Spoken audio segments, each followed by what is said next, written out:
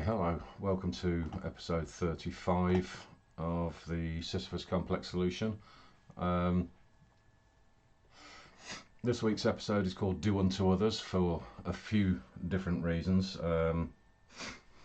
Partially because of what I'll be going into in the solutions segment, and partially because of certain other elements that have been taking place this week which have literally driven me up the bloody wall, and less to do with what I've actually been looking into insofar as this is concerned, more to do with some business matters. Essentially there's a little bit of a religious tint, obviously, in that when you're coming across things like do unto others. And the first thing that I will stipulate, of course, is that do unto others is actually an expression that people use that wasn't really used in the Bible, which is why I've put it in the introduction part, because from the King James Bible at least, it does actually just say, "Therefore all things whatsoever ye would that men should do to you, do you even so to them. For this is the law and the prophets." So, but effectively in that it does mean the same thing. It's kind of something that's pertinent because, like I said, I'm not a religious person, but in terms of some of the moral guidance that the religion is supposed to be presenting to people, obviously aside from people at the high end of the church who don't really practice an awful lot of what they preach, those kinds of guidelines and that I think do actually present some value, whether you're religious or not. It doesn't really make any difference. And though the initial consideration I had towards the solution segment for this week, and that did have relevance for this, it then became even more relevant with stuff that was taking place with me earlier on this week, where some legal issues that I may come to mention at some point later on. I can't at this stage because it's not quite complete yet. But the one thing that I absolutely cannot tolerate, and it's a key reason why I've said within the solutions previously that you have to understand that you need to gather your principles, you have to have some integrity, some honesty, and just basically being able to understand that if you're a decent person and you have some self-worth for yourself, obviously, because it's self-worth, and then you treat others in a similar fashion, then the number of problems that you're going to come across are going to be far less. But when you come across people like I did earlier on this week, and this is somebody that does claim to be religious as well, it literally was a case of one of these people that you only know when they're lying when their mouth opens. I mean, how somebody can literally lie and lie and lie, I just can't. I can't tolerate it, and I can't stand it, and I don't understand it either. I don't understand how somebody can just spew such verbal bullshit consistently. It's incredible. I mean, maybe one day in that I might go into some details of what it was all about, but my God, I mean, when you've had those situations where, I think it was Barnier or something like that in the European Union that made that for that particular instance, and that it was a ridiculous thing, saying there was a special place in hell for people that had voted for Brexit. There's a special place in hell for people that will lie and lie and lie, and I hope they go there quickly. Jesus Christ, I can't stand it. I genuinely can't stand it. And I don't understand the people that can. There's something seriously wrong that creatures like that they actually exist. But then that goes across a whole range of different agenda at the moment that is predominantly based on lie after lie after lie. And so the unfortunate thing about that is that when it comes down to some levels of moral guidance, then yeah, the do unto others part does have to end up being something that we have to take seriously. If you've got somebody that is literally determined to, I mean, say for example, nobody in the world is perfect. Everybody's told little white lies, which is essentially, and that's something that you're trying to do to prevent harm of something of that nature, or you leave out a little piece of information so it's not the full truth, something along those lines. Not preferable by any stretch of the imagination, but you can kind of just sort of go, yeah, okay, but probably wasn't the wisest thing in the world to do. But when somebody will just, oh, it literally, it gets to the point when you're listening to somebody that is just lying consistently. It's tiring. It literally is really tiring to listen to it. And so, yeah, there's going to have to become this situation where if people are prepared to lie to the extent that a lot of this agenda is based around a lot of the shit that people seem to get up to, in the commercial sector as well, if these people are prepared to do these things where does have very specific harmful intent, I'm afraid we're going to have to learn to start giving back a bit. It literally is as simple as that. You can't just sit back all the time and go, oh well, I'm gonna. I mean, this nonsense that I do think something has been created here in that where that of you become a better person if you sit back and you don't do anything, and you're of a, you're of some sort of higher moral standing if you're the one that has refrained from getting involved in that sort of thing.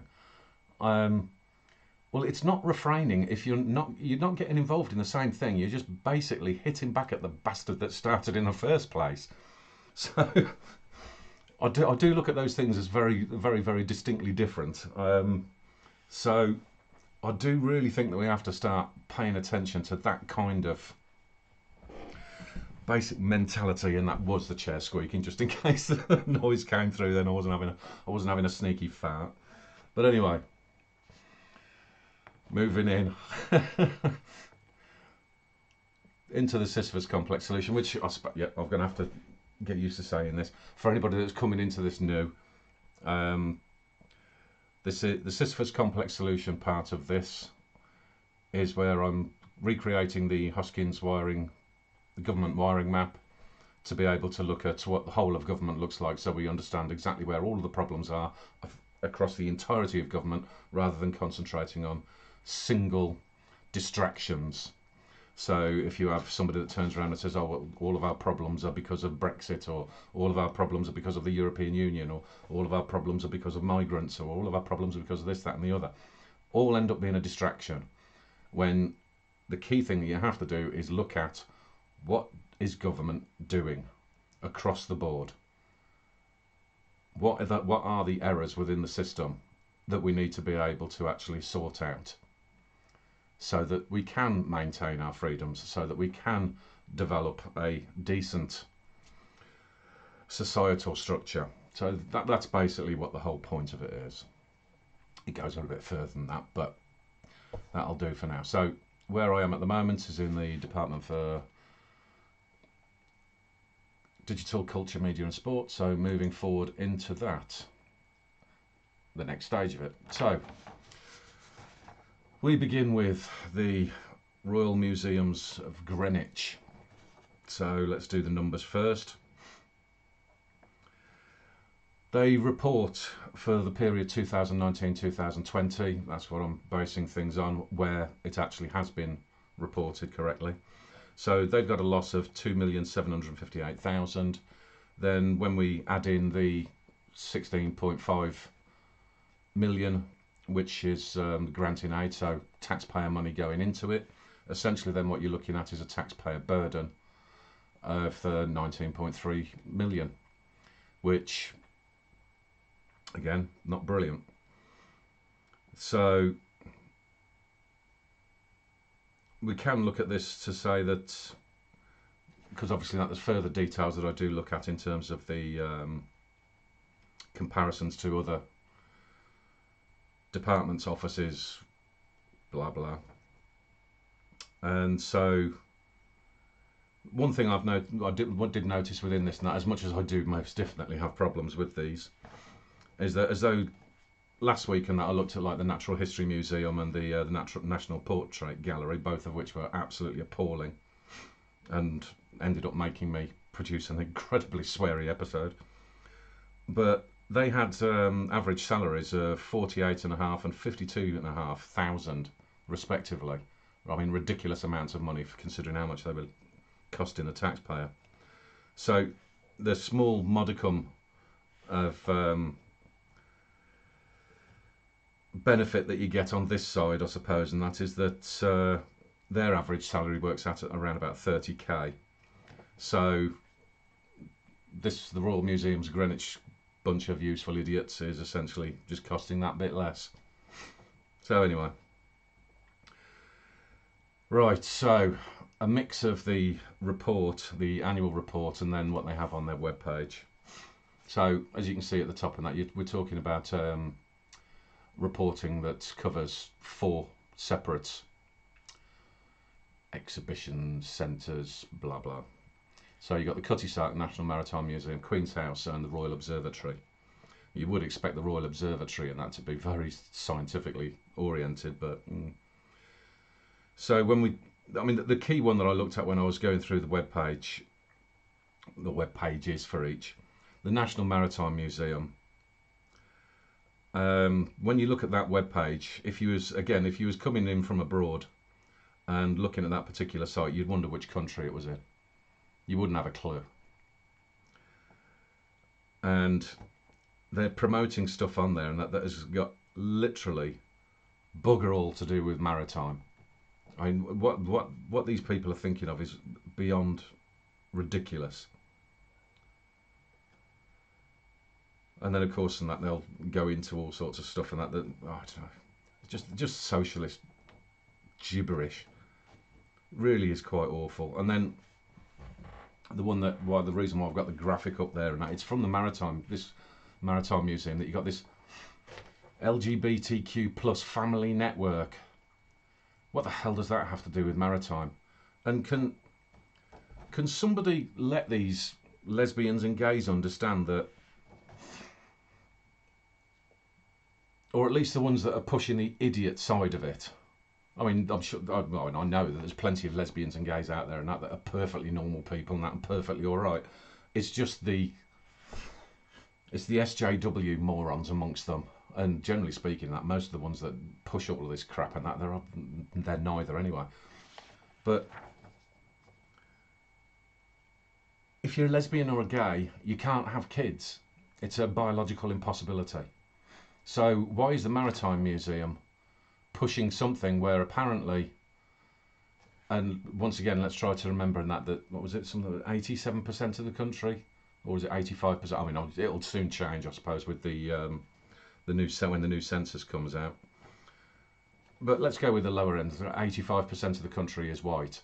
Why do they always have to put kids that look like they've come from Afghanistan or whatever in there? I don't get the mentality behind this. That somehow you're supposed to be promoting lesbians and gays that can't have kids by biological definition, and suddenly they're supposed to all be giving birth to what look like Afghani kids. It's ridiculous. And like I say, it's all just this ideological crap. So I can't be asked for all that sort of nonsense. Right, from their annual report, like I say, I pretty much gave up on putting too much up about the website because it would end up being irritating as hell again. Go and have a look yourself. So from the annual report and that, it's got the sorts of things that they're supposed to actually be doing. So when they've got things like putting the audience at the heart of everything they do, and they say, oh, listen and learn from the audience.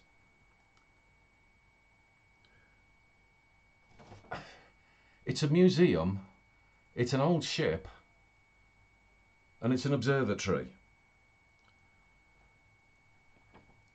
What does listening to the audience have to do with anything? The idiots. And they're not. It's not an audience. It's visitors. It's people. And your acts with the visitors that turn up are supposed to be learning something, not them walking through the door and probably turning around having some SJW walk through the door and going, "Oh, you need to talk about bloody lesbian and gays having kids." Nothing to do with anything. So no, they've got that arse about face completely. You're supposed to walk through when somebody's walking through the door and that in these places. You're supposed to be learning something, not the other way around. Otherwise, you don't need it. Go around their house instead. Valuing the heritage. They might want to remember. They might want to remember that instead of pushing this sort of crap.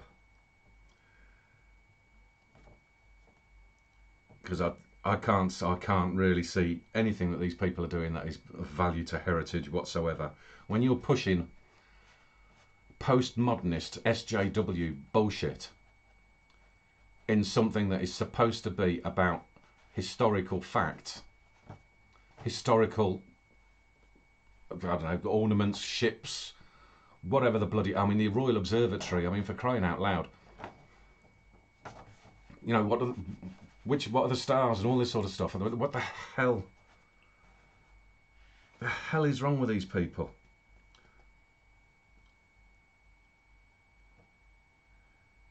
Oh, I don't know. I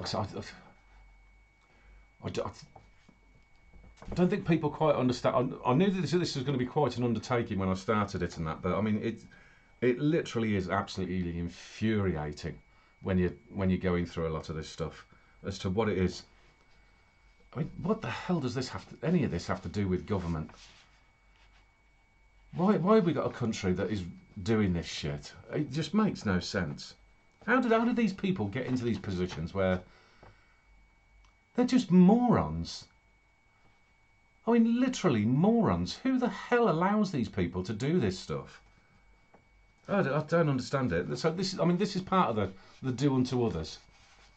Essentially, we're gonna. I mean, we'll get into it a little bit more with some of the others, but when somebody walks through the door and that and starts saying, "Okay, we're going to change everything around that, and here's our new aims," it's like, no. How about you go and piss off into your front room and go and do it there? Or better still, considering this has just got no place in this country whatsoever, bugger off somewhere else and do it. Oh dear, right, extend our reputation and reach. This one. And here's where you get the word stakeholders. And here's where you get the hint around all of your, as per usual, your great reset and all of that sort of bollocks. So, you know, and also understand that within your stakeholders, as much as this is costing the taxpayer 19.3 odd million, you're not one of the stakeholders. Always remember that.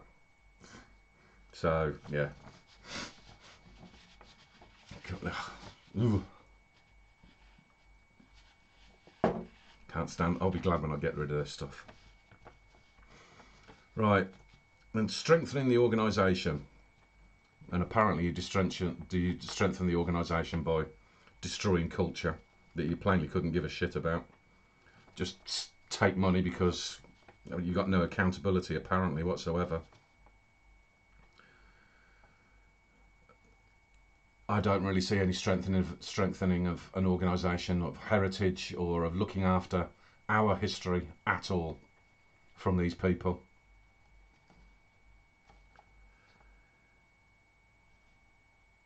Certain other parts within this, I mean, like with some of the graphics that I've got at the side here. Excuse me, bloody nose. Like this Cutty Sark. I mean, the Cutty. It's a boat. It's to give the history of the boat. For crying out loud, who sailed the boat? Where did it go? All this sort of stuff. Why do you have to consult with the Afro-Caribbean community about it?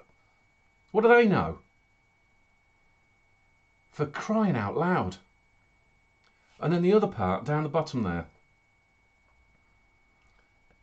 Excrement Rebellion, boat display. Excrement Rebellion, a listed terrorist organisation, and they're having one of their boats displayed inside the fucking music. Jesus Christ.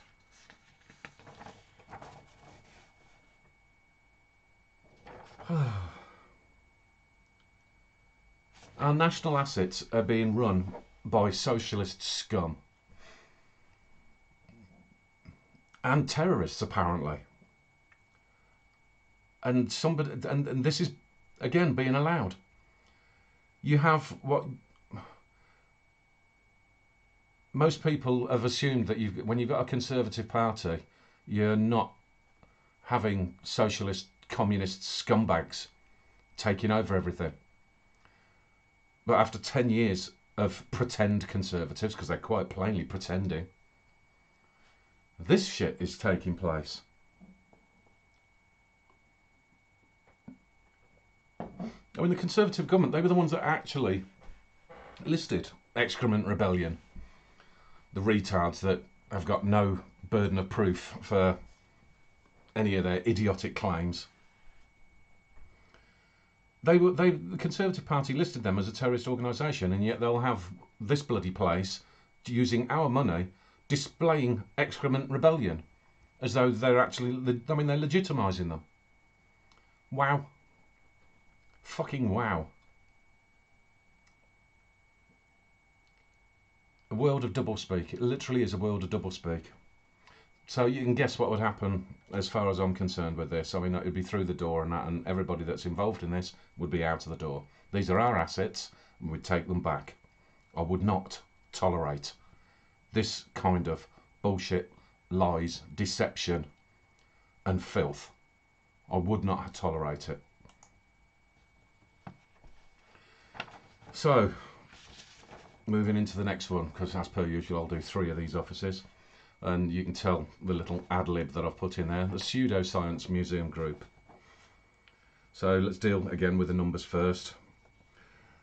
Now, as much as they do present a net positive, which then I have to then reflect into the overall figures, they've got their net positive of 31,673,000, but again, massive amount of money that comes through from the taxpayer, and so they end up costing us nearly 39 million. Not a surprise, is it? In terms of the group, I've got the list on the far side there. So Science Museum London, Manchester, National Railway Museum, and then Locomotion. I don't know, I don't quite understand how they put all these things together, and I'll be having a little bit more of a deeper look at some point to this SCMG Enterprises, because certain elements of that I'll look at it on a different day, because I'll end up going too far otherwise. So once again, you basically end up with this, and it literally is just pushing pseudoscience right away across the board. And the 2 main themes within all of this is the climatard nonsense, and then obviously in that the coronavirus nonsense. I mean, exactly what this climatard nonsense has got to do with railways is beyond me.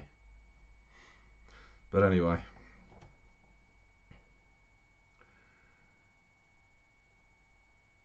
Now, the thing about it is, again, where I've been looking at the websites and looking through the reports and all this sort of stuff, trying to keep things narrowed down, otherwise I'd be here all day talking about it. But there's certain information that we need to be keeping in mind with these sorts of organisations, because if we look at the one on the one by the side of me here, coronavirus, the one-shot vaccine. Really? That would be a lie, wouldn't it? So they're basically promoting what literally and factually is a human experiment, and they're not vaccines. They're clearly not vaccines on a technical basis or any other basis. They're not vaccines. And so these people are promoting a human experiment. Now, the thing about that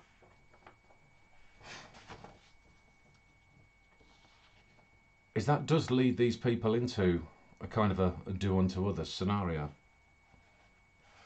Because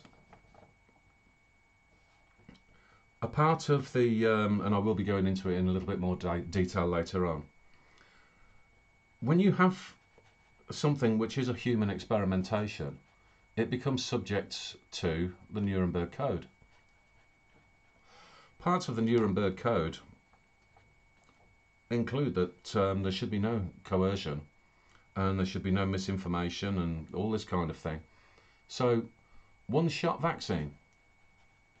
That's not true. Then up the top there and that you've got the vaccine hesitancy, the greatest challenge to ending a pandemic. Really? Propaganda. Okay. And a coronavirus blog series. Really? Nuremberg Code. Then you got this sustainability bullshit and that, like I say, all the climate crap. That it's just across all of these different the different websites as each member of the group. I mean, it's farcical. But there is one particular little analogy that I wanted to make in this that's slightly off theme of the religious element that is supposed to tie this one together. When you've got an organisation that is prepared to be this much of a useful idiot, there is a particular analogy that I always used to use, particularly when I used to be on LinkedIn, and that is to compare these people to a character by the name of Helmut Dork. Now, for anybody that's not familiar with Helmut Dork, he was a character that was played by Jerry Lewis in a film called The Day the Clown Cried. Now, I won't go into too much detail just in case you want to try and find the film yourself and that, but suffice to say that the role that the clown ended up playing was that he had to entertain the Jewish children as they were piled into the gas chambers. So he was there to entertain the little kids as they were being taken along, not knowing where they were being taken to, and then shoved in the gas chambers. These people are playing Helmut Dork. And that's not me being facetious, that's not exaggerating or anything like that. Because if you bother to take a look or really start paying attention to things like the yellow card system, how that's being reported in various other countries and that you'll have to look at yourself. But when you look at what is actually taking place at the moment from this human experiment, and when you've had morons turning around and saying, oh, we have to do all of these things and that because if we can save one life. You're not saving a life though, are you? All of these people that are behind all this shit, they're not saving lives. They're taking lives. And they're taking lives to the extent that, again, if people have been paying any attention to some of the stuff that I put out on Minds in particular, I have put up the figures that show that the risk of death from these things, and this plays an important part within the Nuremberg Code, the risk of death far exceeds now the risk of dying from these so-called sniffles, this coronavirus. It literally is that simple. It's a basic calculation. Is this claimed cure, from a cost-benefit analysis, is it curing more or preventing more than it would otherwise have taken place? No, it's causing more death. And it's become particularly more relevant because over the last week or so, the figures for the claimed deaths for this coronavirus, at least for during the 2020 period, where again it should have been split into 2 seasons, but it wasn't, and it still isn't being split into 2 seasons. But throughout the entirety of 2020, was it 9,400 deaths in the UK that are being put down to this coronavirus, this coronavirus? Not 100,000 or anything like that. 9,400. Liars, scumbag liars. And since they've been jabbing people with this stuff, I mean, the reason why you need to have a look at this yellow card system, it will play an important part into what I'm going to go into later on. You have to be paying attention to the list for each one of these different jabs. Have a look at the list, the extensive list of what it is that people are actually suffering from, including death, obviously. So for these pseudoscience bastards that are pushing climatard rubbish with no burden of proof for it, trying to coerce people about having jabs which are proving to be considerably more dangerous. This means that this particular museum group, the people that are responsible for this, are subject to criminal investigation in The Hague. And that's how I would deal with this particular organisation. I would hold them criminally responsible.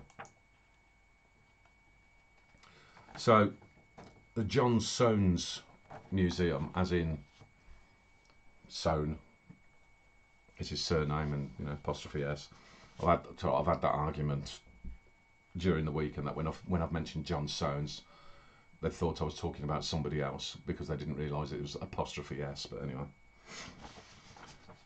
ho hum. Right, so the numbers lower this time. So net positive of 312,905. With the amount of money that they get from the taxpayer, 939,095. There is one little part of the background to John Soane that I mean he was an architect, if that wasn't obvious from what you can see there, if you don't know who he is. But there was one particular part of this guy's history that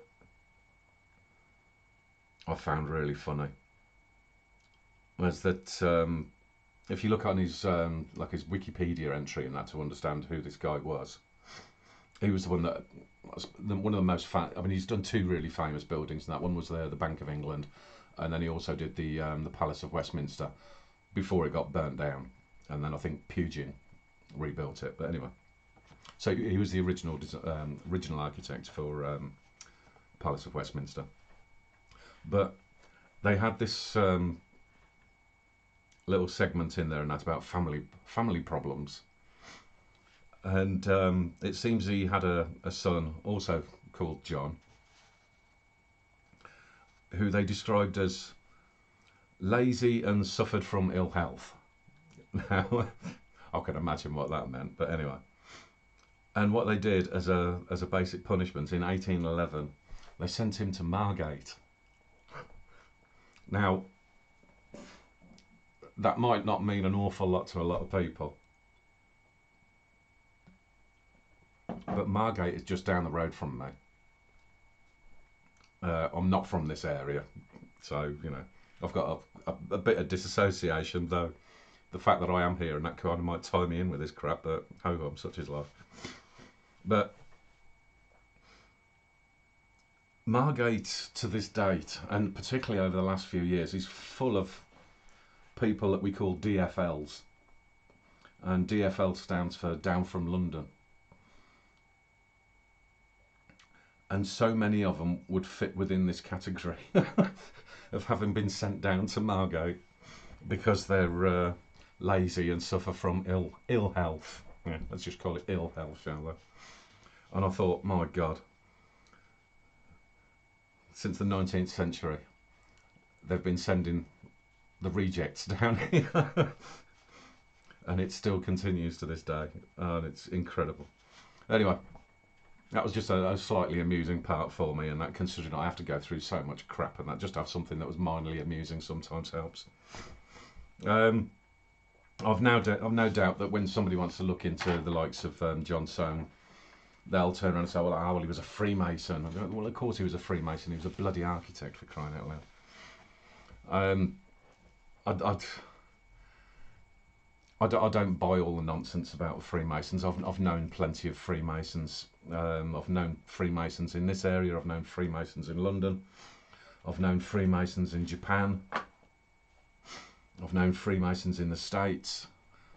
And not one of them is involved in any sort of bizarre rituals and all that sort of nonsense. I mean, the Freemasons out in Japan, there's a few different locations and that, but the main one, you have a fella called, he's got a surname Mori, Mori. He owns a whole range of the most, I suppose, most significant buildings in Tokyo, so like Roppongi Hills and places like that. Anyway, the main main sort of gathering place for the Freemasons is located in a slightly unusual place, and that's, I mean, it all looks a little bit, I wouldn't say dodgy, but looks a little bit sort of mysterious type of thing and that, but it's not. It's close to Tokyo Tower, and there's a whole mix of different people down there, and that you got your Japanese architects and people from certain levels of society, and then you've got the expats that are in there as well. No, I'm not a Freemason, by the way. Like I said, I'm not. I just happen to know them. That's all. And they spend their entire time working on different charitable events. And when I say charitable events, I mean there was one particular conversation that I had with them, and that where I disagreed with them in terms of the costs in order to be able to put on a particular event. Where I still, as much as I'd kind of understand the argument, and I know that there's various different people that have this argument all the time as to whether certain charitable events should come with certain types of costs, whether it should have manpower costs, whether it should have venue costs, and all this sort of stuff.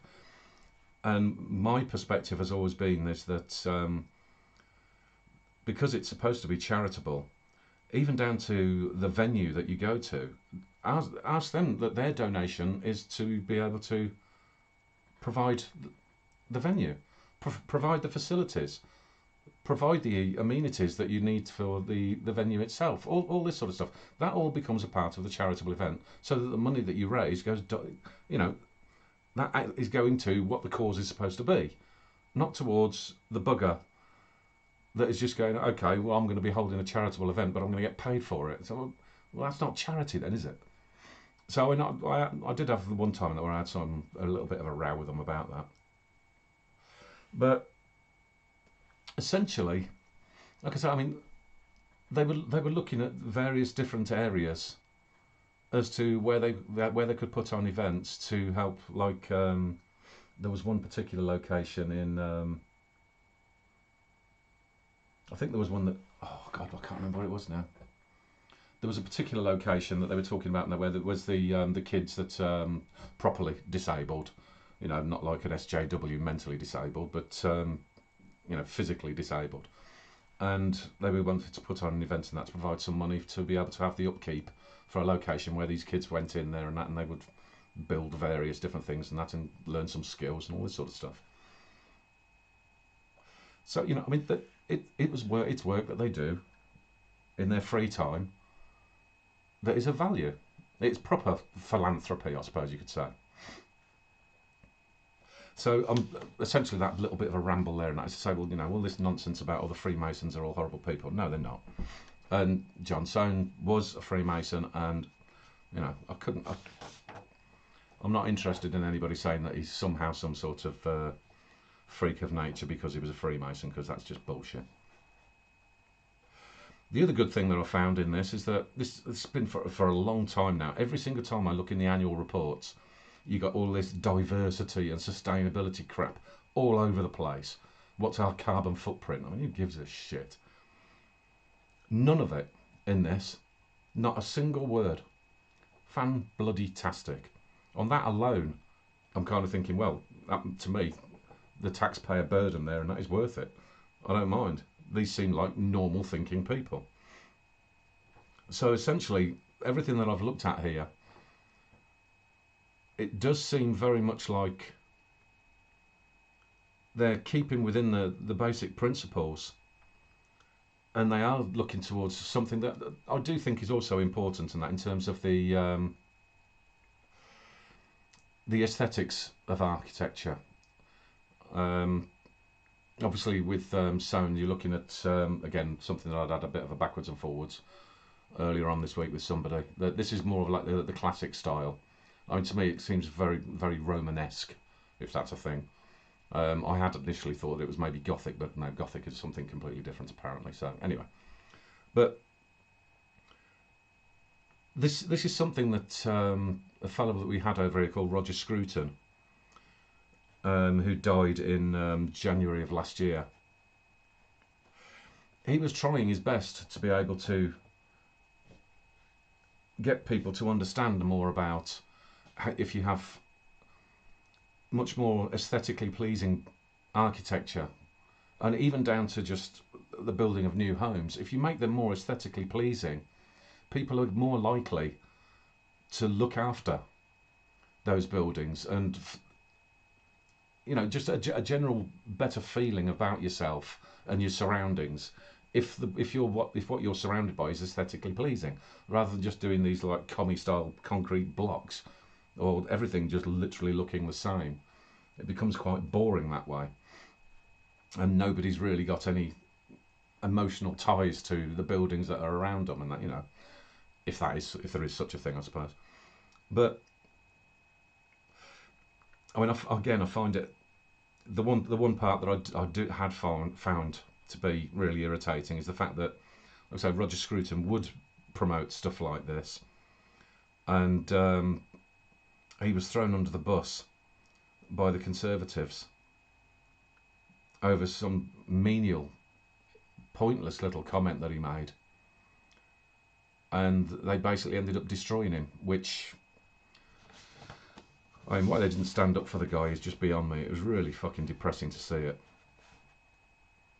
because he was a really, really intelligent guy, and yeah, to see something like that take place was not good, and it did see his health deteriorate as a result of that.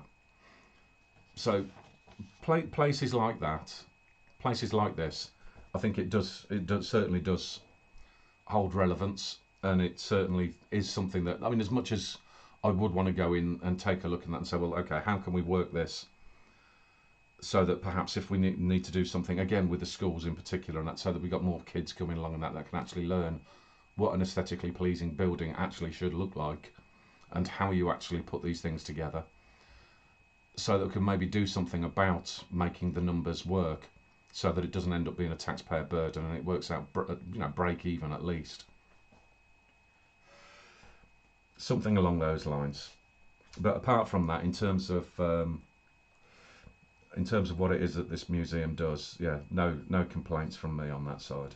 So that's a good thing at least. Bloody nose. Anyway, so that was a nice thing to see, and certainly overdue. Right, because the numbers, again, I have to look towards including the net position rather than what the actual taxpayer burden is. I have to put that as separate. That does mean that the office cumulative has gone down again. Now, I can give a little bit of a pre-hint that I guarantee from next week it's going to shoot up, but I'll leave that one for next week, so you'll have to tune in for that. So anyway, we've come down to the 976 million. So, like I say, this is the list of all of the departments that I've done so far in DCMS, and so this is basically reflecting the total that I've got down here. I've also got the number of employees, etc., etc. All goes towards, like I said, I mean, you'll see more of the details on that when I do the progress report again after I've finished DCMS. So in terms of the policies, we get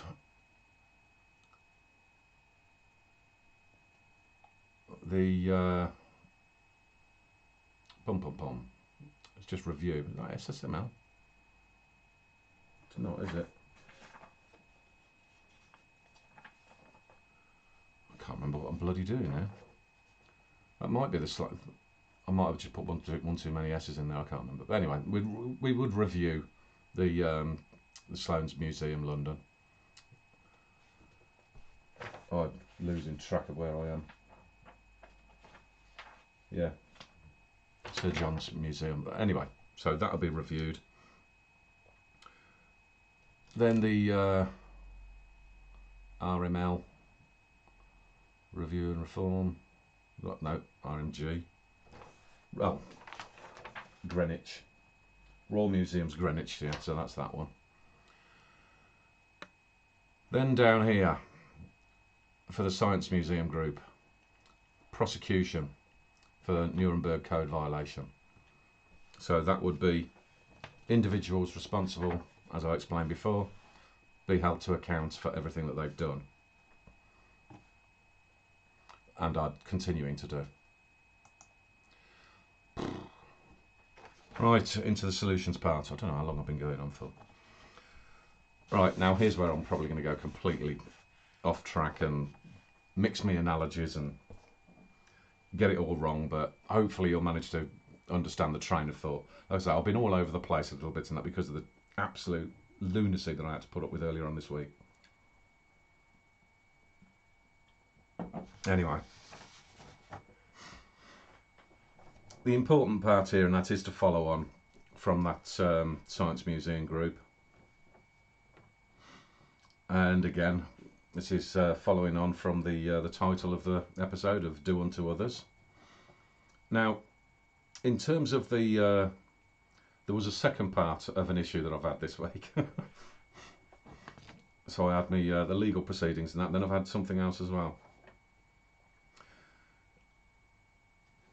When it comes down to Do Unto Others and all of the crap that we're having to put up with, and where you've had people turning around and even politicians turning around saying, oh, you know, you have to snitch on your neighbour, and like if you're an Airbnb property holder and that, if you find out that the people inside your property are not following the coronavirus rules and that, you have to snitch on them and all this sort of stuff.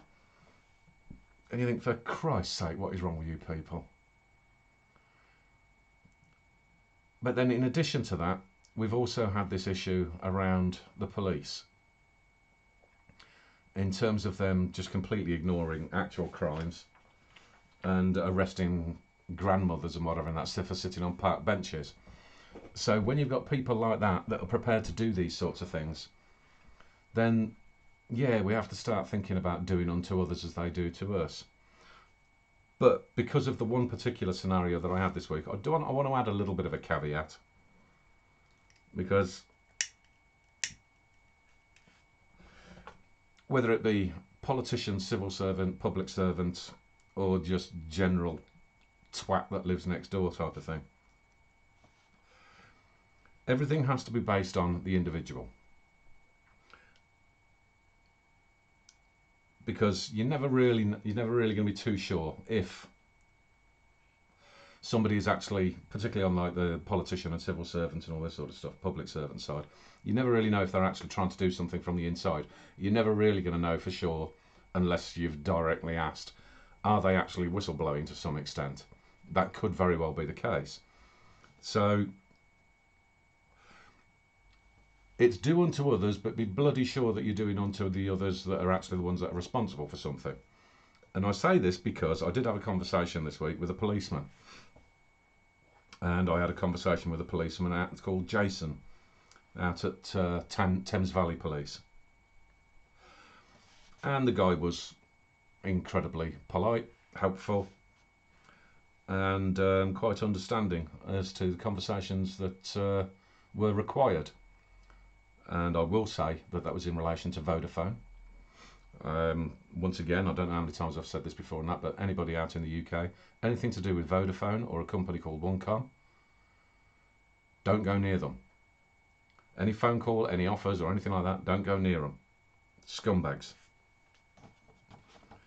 But some of the stuff that's been going on lately, and that has actually moved into criminal, hence having the conversation with the policeman. And no, this wasn't part of the other legal issue that I was dealing with. But this guy, like I say, he was polite, he was useful, he's pointed me in the right direction of something that people might want to be aware of, is an organisation called Action Fraud. So when you do get these people that are pissing you about and making outrageous claims, have a look for Action Fraud, because essentially it is still the police. If the process of when you're having to deal with a criminal scenario, you'll like I say, I mean, when I've been getting in touch with the Home Office and all this sort of stuff, not related to this but over different matters, they always turn around and say, "Oh, you have to deal with the local police first." When it comes down to this kind of the area between criminal and civil, you can take that civil, which is more of the fraud part of things, to Action Fraud. So understand that that's a particular area that you can make use of. So essentially, in terms of, God, my bloody nose, I hate it when that happens. In terms of the do unto others side of the scenario, and the suggestion that I'm making here is that when you do end up with people like Vodafone that are basically just fraudsters and gangsters and arseholes, do unto them. They think that they can get away with being arseholes, well then get the police onto them. Put the shit up them. There's various different scenarios without this do unto others being literally going out and fucking attacking somebody or anything like that. Use the tools that are at your disposal that too often people just don't use. You may not know about it. About? That sounds very Canadian, doesn't it? You may not know about it. I'm not Canadian. I've got nothing to do with Canada. And the thing about it is that, and now I'm going to start displaying my absolute nightmare of mixed analogies. Right, so the reason why I've got this particular graphic up is because everybody's familiar with the story of David and Goliath, but the way that it gets interpreted a lot of the times, and that it can be somewhat a mix of either misrepresentation or slightly delusional. And so you have to look at what the intent behind it is and that to see what it might mean in a realistic perspective. So essentially what we could look at in terms of the overall agendas and a lot of the nonsense that's been obviously being demonstrated through a lot of these government departments as well, you could actually kind of suggest that Goliath in this instance is government. Now, big government is the aggressor, which then makes the citizenry David. Now, the thing about considering big government as being the Goliath, you then have to kind of think, well, actually, just because it's called big government, it doesn't mean it is actually big. It actually ends up being far fewer people than the citizenry itself. As I've gone through before, I think it's in the UK, and prime reason why we do not work in a capitalist society is that 1 in 5 people works within the public sector. So if you have the 1 in 5 that are working within the public sector and add in the useful idiots, there's a reasonable amount of them and that, but there's still fewer than we are. So in terms of a literal representation, the citizenry actually would be larger than Goliath. But never mind, when it's sort of, because you're just an individual within the citizenry, you can look at it of you being the individual, them being the Goliath. If you're following already, or getting lost already, I don't know. The other thing that we have to take into consideration, or that I'm trying to make into some sort of consideration, is that every time you're fighting against a large aggressor, if you're working off the basis of this particular biblical tale, I think it's biblical. Like I said, I'm not religious, but if you're working on the basis of this and that, if you're just automatically assuming that every time that the Goliath comes towards you, you'll be able to get that slingshot out and knock them down every single time, that's also massively unrealistic, because Goliath is going to have to actually learn to duck and dodge every now and again. So you're not always going to win, is the point there.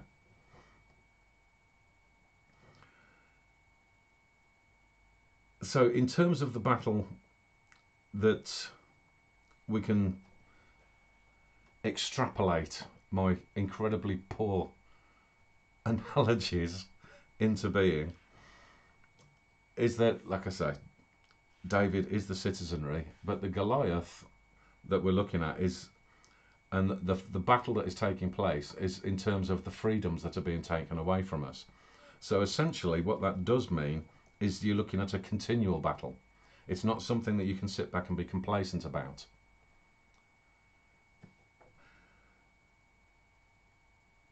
It's certainly something that is a continual battle at the moment because of an awful lot of these pseudoscience agendas that are being thrown at everybody, and like I say, the literal removing of freedoms.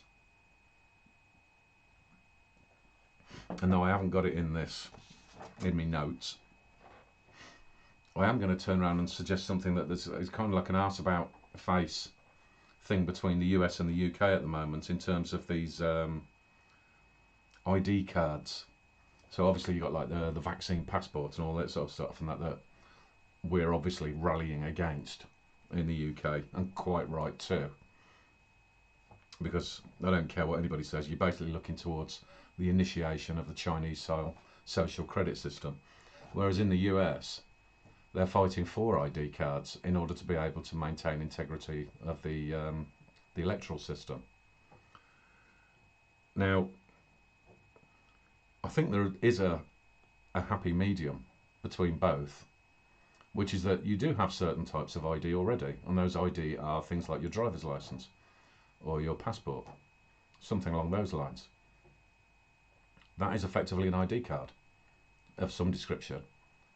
You just have to make sure that it doesn't end up being an ID card that then goes into the full extent of having your medical history on there and things like that, because that's nobody's business but your own and your doctor's. Nothing else. Though I have had that conversation before as to where data around medical scenarios can be looked into but kept entirely private. There are ways around doing this. So I mean, there is actually a happy medium. It's just a slightly unusual scenario that at the moment that you've got one nation that's fighting against essentially an ID scheme and another one that is fighting for an ID scheme, and yet we both seem to be effectively on the same side. Slightly bizarre, but then that's the lunacy of the world that is at the moment. Now, when it comes down to this, here's where I throw in another analogy to really make things complicated. That when and it is one that I think most people understand anyway, but when you are dealing with a situation where you're having to be continually at least aware and ready to be able to stand up for your various freedoms, you can look at another analogy really, and that's in terms of the David and Goliath scenario, and that looking at it from the school bully perspective, because the school bully will always walk around with that and try to pick on people until they come across a scenario where they will back off. Is that if they find out that somebody's prepared to swing back, They tend to leave that person alone. And so essentially that is kind of more of a distinct demonstration of doing unto others. But if somebody's prepared to just walk up and that and just sort of start punching on you or something like that, you just turn around and bloody hit them back. Somebody wants to start something with you, fine, hit them back. You will find that the bully is considerably more cautious about coming towards you in the future. And that's where the David and Goliath thing comes in. Because, like I say, it will be a repetitious thing. It's not a single event. They will keep coming to try to take your freedoms. So, as much as they might have those occasions where they can duck and dodge, because they've learned that you got your slingshot, they'll be more cautious about how they try to do it. And hopefully by that time and that you'll have a bigger bloody slingshot. But either way, you'll be able to keep them at bay to some extent. I hope this is making sense. Right. Anyway, the other part in terms of how this is showing relevance, like I say, I mean, there is that thing about the ID cards. And essentially you got the likes of Sleepy Joe out in the US and that's because he knows damn well he can't get things through if it was to be done on a proper democratic basis. That's why he's using these executive orders. And then in Europe, because unfortunately this is something where, as much as the UK has left the European Union, I would say, people need to pay attention, because there is this thing where they turn around and say, no, we've had Brexit, we are now no longer a part of the European Union. You really need to pay attention to the details, because we have not cut those ties by any stretch of the imagination. And one of the areas where we haven't cut the ties, and where they are going to try to light you bastard, where they are going to try to push this ID bullshit and vaccine passports and whatever, is because just this past week there has been a ruling by the European Court of Human Rights on compulsory vaccinations. Now this is to do with kids, from a case that was brought by some people from Czechoslovakia. Now there are issues around that, because we already know that the European Court of Human Rights and that has been bought and paid for by Soros and Gates, and that has actually been evidenced, particularly via Soros and his Open Society. That was something that was done from a report, Christ, about a couple of months ago now. The thing about that is this is going to be something that is then going to be attempted to use to tie at least one of your hands behind your back. So you're going to have this, they're going to try to push this mandatory vaccines and then your vaccine passports and all this sort of crap. But what they are forgetting is two things. Is that when they're turning around and saying compulsory vaccinations to try to include this shit that they're pumping into people now, we do have that tool, the little stone that we can put in the slingshot, that it's not a vaccination. It literally isn't a vaccination. So they can make a ruling on something and you can go, okay, fine, but considering this is not a vaccination, then therefore it doesn't apply to that. Plus, this still does not apply to the Nuremberg Code. That is completely separate. So there are those little stones that we can use to be able to continue to have be prepared, and where the next time that Goliath comes at you, you've got your stone ready, and that you can sling straight back at them. So convoluted way of getting around all these different things and that, and having three different bloody analogies going on at the same time. But it is that case of do unto others, because when they're trying to abuse the legal system to be able to bring in things that are going to massively reduce your freedoms and to completely go around all legal processes, then you make sure that we've got the response to it. Is kind of the long-winded way of saying it. But again, the tool that you have to use is, if they want to be able to abuse the legal system, we use the legal system against them. Anyway, so that does kind of go into, because Nuremberg Code is done by the International Criminal Court. I have got a link in the description where you can go into the Nuremberg Code, where it does specifically have these areas highlighted already. And the key things that you need to be understanding around this is, as I've listed up the top there, around the coercion, infringements, harassment, blah blah blah, any sort of restrictions to your travel, work, anything along these areas where they're trying to push these pretend vaccines, this human experiment program. There is a route to recourse. There is a solution. And it's a matter of everybody being able to understand that you have to be, as much as you possibly can, document. But there's two scenarios to this. The first one is to document everything.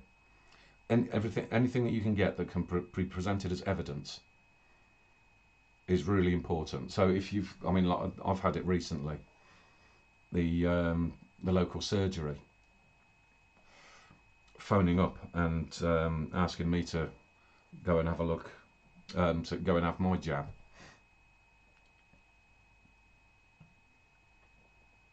And the simple thing to do there is say, right, send me all the information. Send me the full list of risks. If you've got the yellow card system, if that list of risks does not match the yellow card system, they are making a false presentation, and then they are basically trying to coerce you into having something that is a human experiment that they should not have. They should not be doing. It is violation. And anybody that tries to force you in any way, shape or form, if they do have that violation of consent, you can do something about it. But you've got to be looking towards a scenario where, find out where people are putting things together as a collective, or start one yourself, and everybody get together and say, no, we're not putting up with this. Unfortunately, I think you will end up going with, it depends on how you want to deal with it, but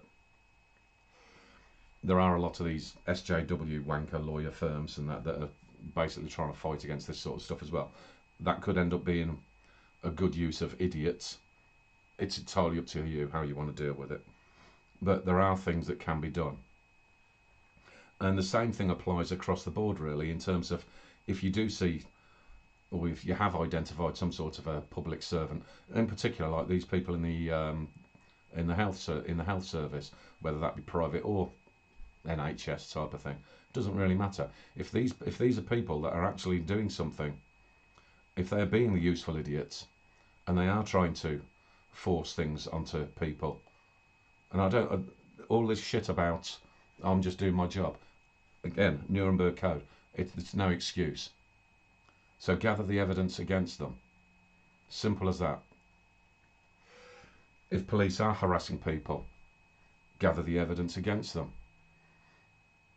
Make sure you know exactly who they are, and then start listing all of this stuff out. Because the one real tool that everybody has really got is the legal system. And if the legal system is not going to be doing its job, it is going to be like the European Court of Human Rights, and it's going to be basically bought and paid for by Soros and Gates. In the US, I can say you've got that problem where it's been bought and paid for by Mini Mike Bloomberg. That's another report that I've published on a number of occasions. There's a document called, that you can look for it yourself. I don't think I'll be putting it in the description. It's called Law Enforcement for Rent. It's a full report as to how Mini Mike Bloomberg has basically bought out the court system in the US. The thing to keep in mind with this is that there are areas where the judicial system at the moment, and that is kind of being, it's not showing consistency, which is the good thing. It's causing them a problem, because over here there's been an awful lot of these cases and that, a lot of these fines and all this sort of stuff, where it's actually gone to court level. The judges have been saying, "Get out, don't be stupid," and they're just denying it all. So when you've had the whether it be the police or like the health and safety executive and whatever, and that they're coming around to trying to enforce laws on businesses, it's all getting thrown out of court. None of these cases are sticking at the moment. So that's a kind of a good sign. But then it is incumbent on us to, like I say, find out the areas of the law that we can use to throw back at them, to do unto others as they are trying to do to us. If they're trying to act criminally against us, then we fight back with the law. We fight back with the actual truth, and we present the evidence against them. But as I've stipulated on a number of occasions, in different parts of the solution segment, you have to understand what constitutes evidence. So pay attention to any kind of criteria around that. Any documented evidence, any video evidence, or anything along those lines is always going to be of help. Just don't go off onto tangents, as I tend to do. But try to make sure that you don't go off on tangents, and that's why working with others can help, because somebody else can look at what you've been putting together and give you some advice as to whether you're doing it correctly or not. And in terms of even just that, like I say, the small scale of things, that if you've got one of these bloody Karens living in your street that keeps on shouting at everybody for not wearing a mask and all that sort of stuff, if you see that little bastard stepping outside not wearing a mask, report the fucker. If that's what they want to do, give it back to them. It might sound petty, but we are well beyond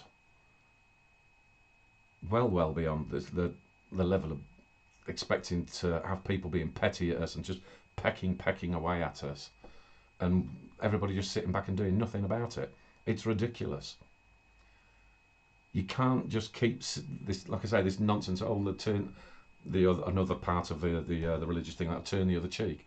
No, don't turn the other cheek, because not only within the Bible do you also have this do unto others thing, but you've also got an eye for an eye. So there you go, 2-1, we win. Have a go back. So look into the areas of law that you can use.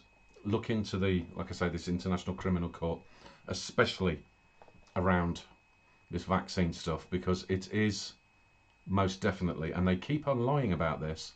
They keep on saying on various documents in various mainstream media that it has been approved. It has not been approved. With most of the, sorry, no, not most, all of these jabs, because we really shouldn't call them vaccines, the trial period doesn't, the earliest completion date on one of them, I forget which one it is, but the earliest completion date is 2023.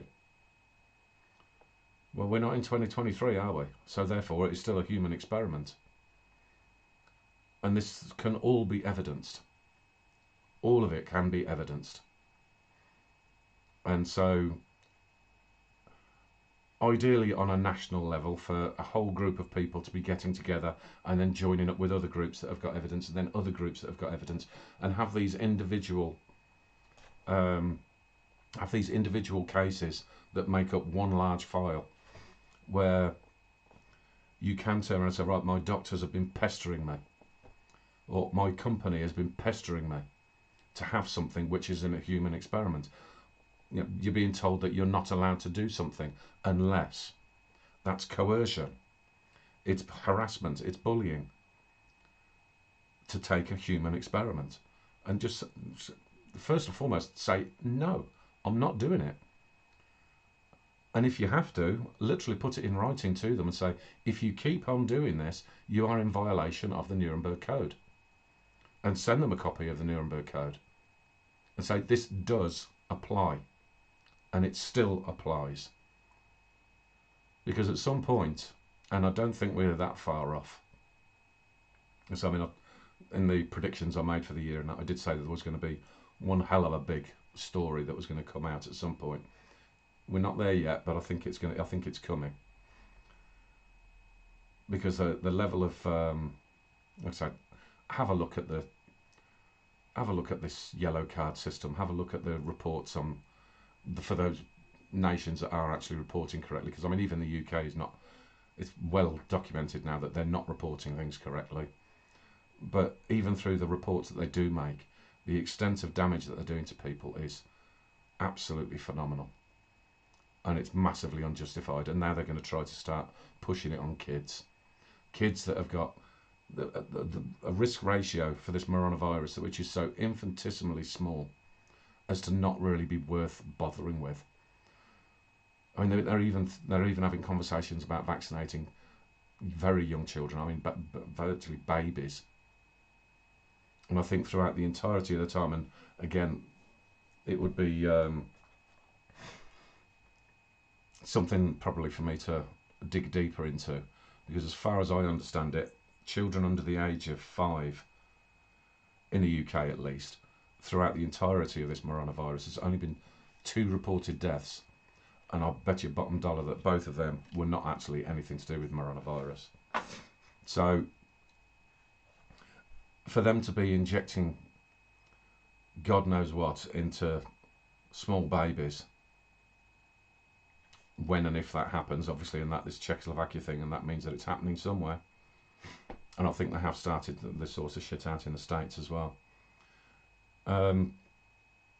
It's a direct violation. It literally is a direct violation. And so we need to be turning around and letting these people know you are in violation. If you keep on pushing this shit, we're going to do you. And if the legal system ends up just being of no use to us whatsoever anymore, I say fortunately at the moment, and that it does seem to be standing relatively strong, but if we lose completely the legal route to recourse, then unfortunately you're left with no other choice apart from then getting the do unto others and that in the same way that you do with a bully. It literally will become that kind of a choice,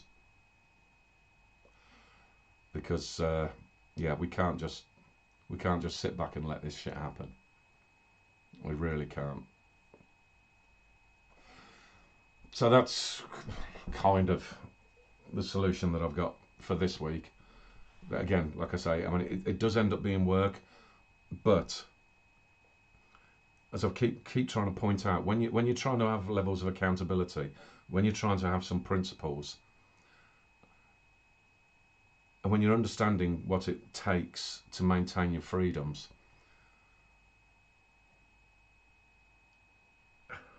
it's not, it's not an easy life.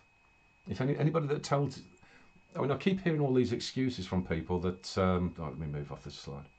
You keep hearing these excuses from people to say, well, probably an awful lot of these SJWs and that, the reason why they're doing the shit that they're doing is because they have no purpose in life anymore. There's no real battles for them to fight, so they've basically created one. Well, a battle for your freedom is a consistent thing. Plainly, it's a consistent thing. A battle of being aware, and you're always going to be learning something as you're going forward. There is no age that you ever attain where you know everything. And as I have mentioned one time previously, I think that the last person that was claimed to have been on this earth that apparently knew everything, he ended up being nailed to a cross. All of these things, it is a continual process. You've always got some sort of a battle to take place. So for these people to have this nonsensical notion that there is nothing, there are no more battles, life has become far too easy. No, it hasn't. You didn't need to create all of this SJW bullshit. You didn't need to create and make this lie about the climate arts. You don't need all of this division crap and essentially creating race hatred, which is something that they've actually, I mean, the people that shout racist the most are the worst racists of all. Simple as that. We don't need all of this shit. You got bigger battles with buggers that are literally trying to push an agenda through to control you. If you ever thought that you really needed some sort of World War scale battle to be getting involved with, this is it. So drop the bullshit, concentrate on what's actually important. Drop all the crap about having to develop a lie to create a scenario.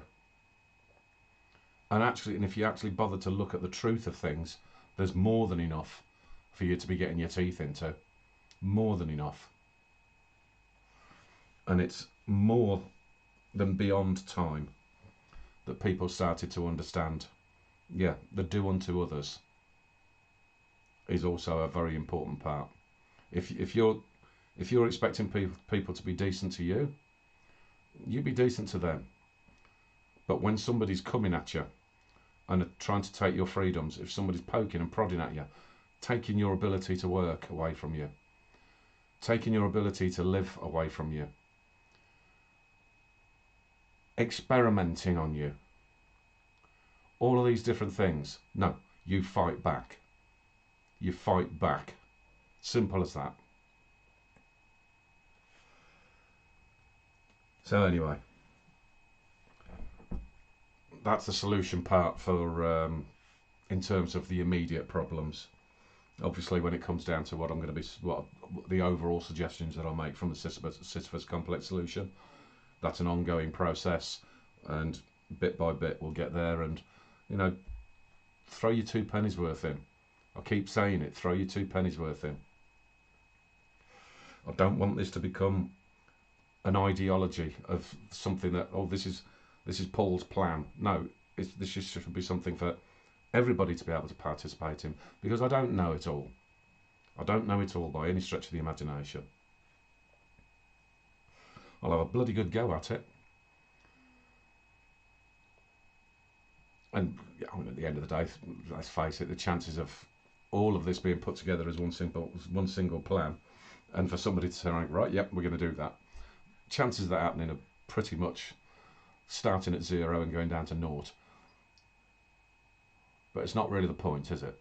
It's not really the point. The point is that we all actually start to understand the bigger picture, so we don't all do this idiocy of somebody throwing up the division card and everybody go chasing after that. Oh, who's a racist this week? It's all nonsense.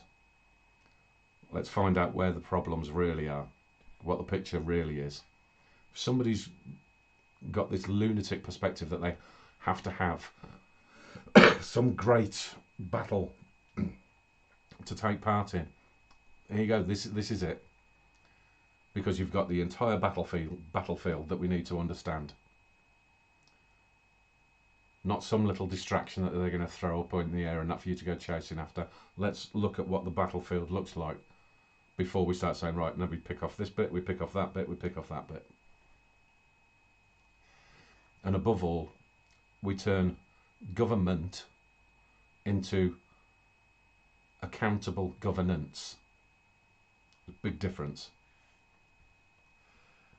And if you don't understand that big government is never your friend, if you don't understand that by now, I mean, like I said, that will be the problem with people that are pushing the socialism and communism. I mean, Jesus Christ, thick as shit. Absolutely thick as shit. And most of those are the ones that are turning around and being distracted with everything, or creating the distraction. They're not going to like the world that they seem to think they want to turn this country into, or every other country into. Like I say, if you want to live in a nation that runs on socialism and communism, there's plenty of them there.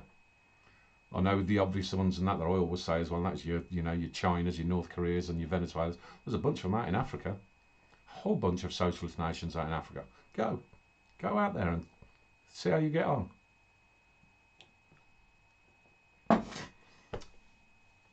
You won't, of course, none of them will.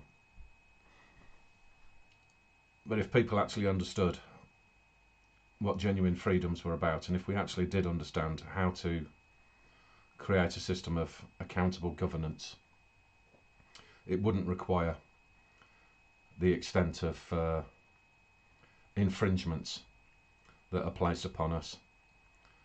And then the do unto others perspective would be something that then boils down to the individual responsibility. And if everybody has got the exact same mindset, without all groupthink, but you know, the principle, then if you don't want to get punched in the face, you're not going to walk around punching people, then are you? Simple as that. If everybody's got those basic principles in place, then within a free society, and one that you actually fought for, and that you don't have to depend on government for all the time, then you won't have a problem, will you? Anyway, don't know if that made sense. Like I say, unusual week. Having to deal with the police and then having the bloody legal case and all that sort of stuff. Very bizarre. But anyway, like I said, next week might be one where there'll be some annoyances and some heavy costs, because if I remember rightly, the next week is including things like Sport England and a couple of, I think there's a couple of other departments that are related around sport, and we're not getting too far away now from doing things like the BBC. So yeah, that'll be fun. So anyway, I think that'll be enough for this week. So have a good one. Like I say, collect your evidence, understand what your actual rights are. Doesn't matter what the European Court of Human Rights says, they're irrelevant. They've made a decision that was based on something that does not apply. Keep your evidence. Stand your ground. Okay? Stand your bloody ground. And don't be a part of some bloody stupid human experiment that you might not end up coming out the other side of. So anyway, do have a good week. Do look after each other. And do unto others. Take care. Bye-bye.